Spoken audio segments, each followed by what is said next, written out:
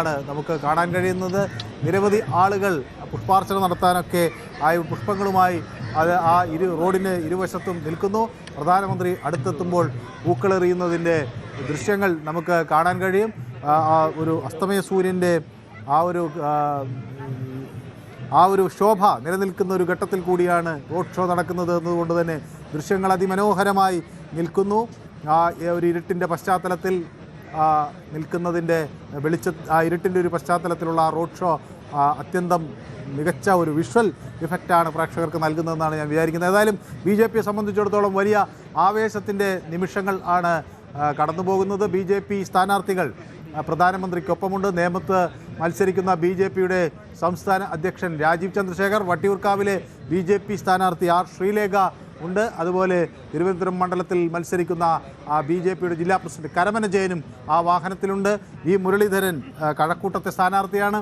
അങ്ങനെ ഉള്ള BJP സ്ഥാനാർത്ഥികൾ കൂടി പ്രധാനമന്ത്രിക്കൊപ്പം ഇതിൽ ഉണ്ട് എന്നതാണ് അതിൽ ഏറ്റവും ശ്രദ്ധേയമായ കാര്യം. ഈ റോഡ് ഷോയിൽ ഉണ്ട് എന്നതാണ് ഏറ്റവും ശ്രദ്ധേയമായ കാര്യം. പ്രത്യേകമായി തയ്യാറാക്കി അലങ്കരിച്ച വാഹനത്തിലാണ് പ്രധാനമന്ത്രി റോഡ് ഷോയിൽ പങ്കെടുക്കുന്നത്.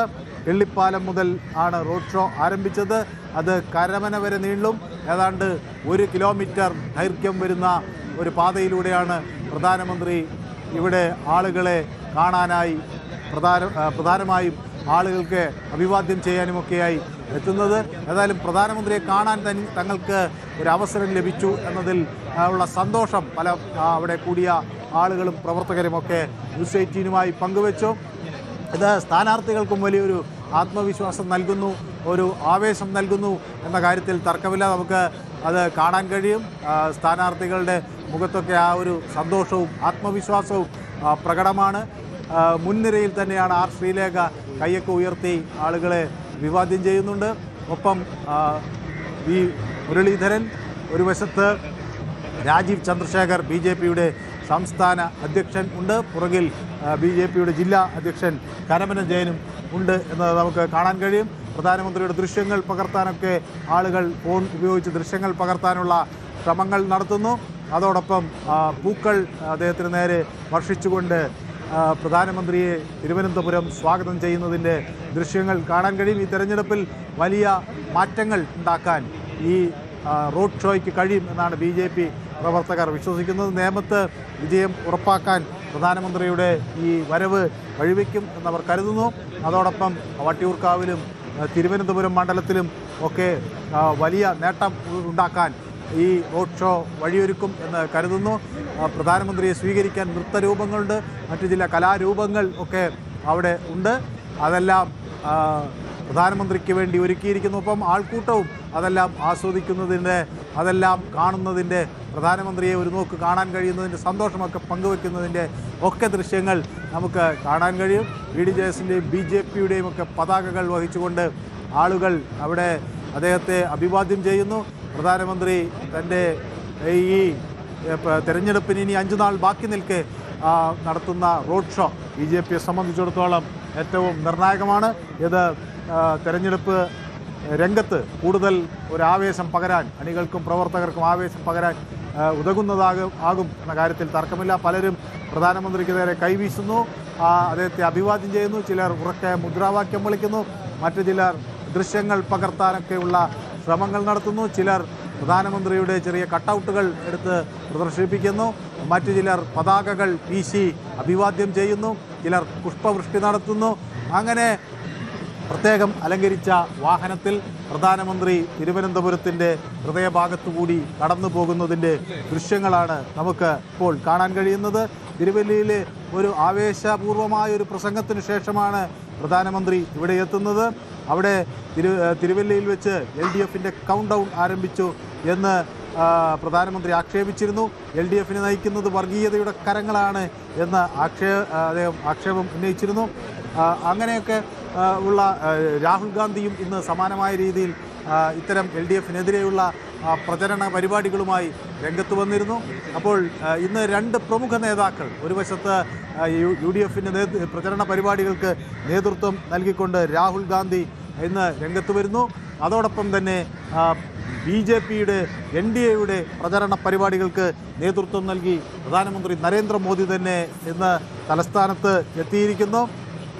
രാഹുൽ ഗാന്ധി കൊച്ചിയിലും അതുപോലെ കട്ടപ്പനയിലും ആലപ്പുഴയിലും ഇന്ന് പ്രചരണ പരിപാടികൾക്ക് നേതൃത്വം കുറിച്ചപ്പോൾ പ്രധാനമന്ത്രി തിരുവല്ലയിലും തിരുവനന്തപുരത്തുമാണ് ഇവിടെ തൻ്റെ പ്രചരണ പരിപാടികളുമായി എത്തിയിരിക്കുന്നത്. ഇത് BJPക്ക് ഇത്തവണ വലിയ മാറ്റമുണ്ടാക്കാൻ കഴിയും എന്ന ഒരു സന്ദേശമാണ് അദ്ദേഹം നൽകുന്നത്. അത് പ്രവർത്തകരും ഉൾക്കൊള്ളുന്നു. അത് എത്രമാത്രം ഉണ്ടാകും എന്നത് കണ്ടറിയേണ്ടതാണ്. അതിന് ഇനിയും ഈ തെരഞ്ഞെടുപ്പിൻ്റെ ഘട്ടത്തിലേക്ക് കടക്കേണ്ടതുണ്ട്. പിന്നീട് വോട്ടെണ്ണൽ ദിനത്തിൽ അത് വ്യക്തമാവുകയും ചെയ്യും. പക്ഷേ താൻ ഇതുവരെ വന്നതിൽ നിന്ന് വ്യത്യസ്തമായി ഒരു വലിയ ആവേശം ഇത്തവണ ജനങ്ങളിൽ പ്രകടമാണ് എന്ന് പ്രധാനമന്ത്രി പറയുകയും ചെയ്യുന്നു. സാരംഗ് കൂടി എന്നോടൊപ്പം അവിടെ നിന്ന് ചേരുകയാണ്. സാരംഗ്, പ്രധാനമന്ത്രിയുടെ റോഡ് ഷോ പുരോഗമിക്കുന്ന ഒരു ദൃശ്യങ്ങൾ നമുക്ക് കാണാൻ കഴിയും. ആർ ശ്രീലേഖയുണ്ട്, അതുപോലെ രാജീവ് ചന്ദ്രശേഖറുണ്ട്, കരമന ജയൻ അവിടുത്തെ BJP സ്ഥാനാർത്ഥിയും ജില്ലാ അധ്യക്ഷനുമാണ്, വി മുരളീധരൻ കൂടി ഈ റോഡ് ഷോയിൽ ഉണ്ട്. അപ്പോൾ 4 സ്ഥാനാർത്ഥികൾ തികഞ്ഞ ആവേശത്തിലാണ്. പ്രധാനമന്ത്രിക്കൊപ്പമാണ് അവർ ജനങ്ങളോട് വോട്ടഭ്യർത്ഥിക്കുന്നത്. ഇത് വലിയ ഒരു രാഷ്ട്രീയ മാറ്റത്തിന് നാന്ദി കുറിക്കാൻ കഴിയുമെന്ന വിശ്വാസം ഉണ്ട് BJP പ്രവർത്തകർക്ക്. അത് എത്രമാത്രം തീവ്രമാണ് സാരംഗ്?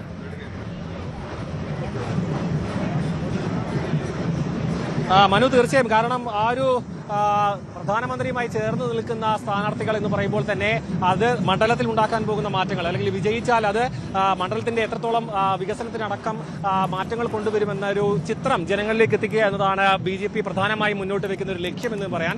കാരണം നമുക്കറിയാം, ഈ ഒരു ഇത്തവണത്തെ നിയമസഭാ തെരഞ്ഞെടുപ്പിൽ മുന്നോട്ട് വെക്കുന്ന അവരുടെ ഒരു സന്ദേശം എന്ന് പറയുന്നത് തന്നെ വികസിത കേരളം, അല്ലെങ്കിൽ വികസിത മണ്ഡലം, അല്ലെങ്കിൽ വികസിത നിയമം ഓരോ മണ്ഡലത്തിലും കേന്ദ്രീകരിച്ചുകൊണ്ട് വികസനമാണ് അവർ മുന്നോട്ട് വെക്കുന്നത്. അപ്പോൾ അതിന്റെ ഭാഗമായുള്ള നമ്മളെ ഈ പ്രകടന പത്രികയിൽ തന്നെ വളരെ വ്യക്തമായിരുന്നു കേരളത്തിന്റെ വളരെ വർഷങ്ങളായിട്ടുള്ള പല ആവശ്യങ്ങളും പ്രകടന പത്രികയിൽ യാഥാർത്ഥ്യമാക്കുമെന്ന് അവർ പ്രഖ്യാപിച്ചിട്ടുണ്ട്. അതുകൊണ്ട് തന്നെ കേന്ദ്രത്തിന്റെ ഭാഗത്തു നിന്നുമുള്ള കേരളത്തിൽ ലഭിക്കേണ്ട പല പദ്ധതികളും, അല്ലെങ്കിൽ പല ആനുകൂല്യങ്ങളടക്കം വളരെ സുഗമമായി കേരളത്തിലേക്ക് എത്തും എന്നൊരു ചിത്രം, അല്ലെങ്കിൽ ആ ഒരു BJPയുടെ ഒരു 3ാം മുന്നണിയുടെ ഒരു ആവശ്യകത കേരളത്തിൽ എത്രത്തോളം ഉണ്ട് എന്നൊരു ചിത്രം കേരളത്തിലേക്ക് എത്തിക്കാൻ, അല്ലെങ്കിൽ അണികൾക്കിടയിലും ഒപ്പം നിഷ്പക്ഷരായി നിൽക്കുന്ന വോട്ടർമാരെ അടക്കം സ്വാധീനിക്കുക എന്നതാണ് പ്രധാനമായും ഇപ്പോൾ സംസ്ഥാന നേതൃത്വം ലക്ഷ്യം വെക്കുന്ന ഒരു നീക്കം. അതിന്റെ ഭാഗമായിട്ടാണ് ഇപ്പോൾ നരേന്ദ്രമോദി അടക്കമുള്ള ദേശീയ തലത്തിലുള്ള പ്രമുഖ, അല്ലെങ്കിൽ പ്രധാനപ്പെട്ട നേതാക്കന്മാർ തന്ത്രപ്രധാനമായ മണ്ഡലങ്ങൾ കേന്ദ്രീകരിച്ചുകൊണ്ടുള്ള രാഷ്ട്രീയ പ്രചാരണത്തിലേക്ക്, അല്ലെങ്കിൽ തെരഞ്ഞെടുപ്പ് പ്രചാരണത്തിലേക്ക് എത്തിയിരിക്കുന്നത്.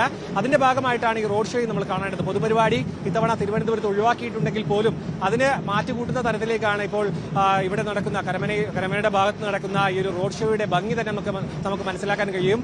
ഒരു ശക്തി പ്രകടനമായി തന്നെ ഇതിനെ കണക്കാക്കേണ്ടി വരും. കാരണം വളരെ തന്ത്രപ്രധാനമായ മേഖലയിലൂടെ തിരുവനന്തപുരത്തിന്റെ എല്ലാ മണ്ഡലങ്ങളിൽ നിന്നുള്ള അണികളെ അണിനിരത്തിക്കൊണ്ടാണ് ഇവിടെ റോഡ് ഷോ നടക്കുന്നത്. അതിന്റെ അലയൊലികൾ തിരുവനന്തപുരത്ത് മാത്രമല്ല എല്ലാ മണ്ഡലങ്ങളിലും, അതായത് തെക്ക് ഭാഗത്തുള്ള തെക്കൻ ജില്ലകളിലുള്ള എല്ലാ മണ്ഡലങ്ങളിലും, ഒപ്പം കേരളത്തിൽ ഉടനീളമുള്ള മണ്ഡലങ്ങളിലും BJPയുടെ വോട്ട് ശതമാനം വർദ്ധിപ്പിക്കുക, ഒപ്പം സീറ്റ് നില മെച്ചപ്പെടുത്തുക, അക്കൗണ്ട് തുറക്കുക എന്നതടക്കമുള്ള വലിയ ലക്ഷ്യങ്ങളാണ്. കാരണം ഇത്തവണ നമുക്കറിയാം BJP അടക്കം വലിയ